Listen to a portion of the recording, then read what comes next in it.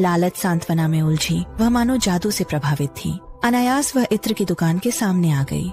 उस दौर में यूरोपीय अभिजात नहाने में आलसी थे, जिससे बदबू फैल जाती थी। बदबू छिपाने हेतु इत्र से काम चलता था और इस दुकान की अभिजात महिलाएं, यही देशव्यापी धूम आयुलिंग खरीदने अभिजात महिलाएं कतार में मंद मधुर खुशबू बसी।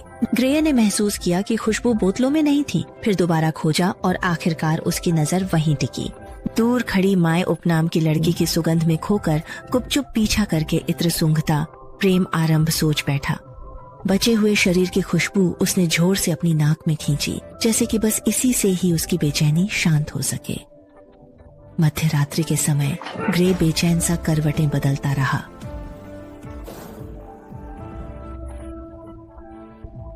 भीड़ से डरकर उसने लड़की का मुंह नाक दबाकर भयावह कांड को जन्म दिया। कुछ ही दर्दनाक पलों बाद लड़की अचानक इस दुनिया को अलविदा कह गई। मदमस्त खुशबू सांसों संग धीरे धीरे फीकी पड़ी। ग्रे कुछ पल हैरान रहा, डर रहा था कि दिल में बसी अद्भुत खुशबू खो न जाए। लालच और सांत्वना में उलझी, वह मानो किसी जादू से प्रभावित थी। अनायास ही उस दौर में एक इत्र की दुकान के सामने आ गई। लालच और सांत्वना में उलझी, वह मानो किसी जादू से प्रभावित थी। अनायास ही उस दौर में एक इत्र की दुकान के सामने आ गई। लालच और सांत्वना में उलझी, वह मानो किसी जादू से प्रभावित थी। अनायास ही उस दौर में एक इत्र की दुकान के सामने आ गई। लालच और सांत्वना में उलझी, वह मानो किसी जादू से प्रभावित थी। अनायास ही उस दौर में एक इत्र की दुकान के सामने आ गई। लालच और सांत्वना में उलझी, वह मानो किसी जादू से प्रभावित थी। अनायास ही उस दौर में एक इत्र की दुकान के सामने आ गई। लालच और सांत्वना में उलझी, वह मानो किसी जादू से प्रभावित थी। अनायास ही उस दौर में एक इत्र की दुकान के सामने आ गई। वह सार्वजनिक रूप से आयु लिंग को सस्ता ठहराती रही, पर असल में चोरी छिपे फॉर्मूला फिर नकल कर सफल होना चाहती थी।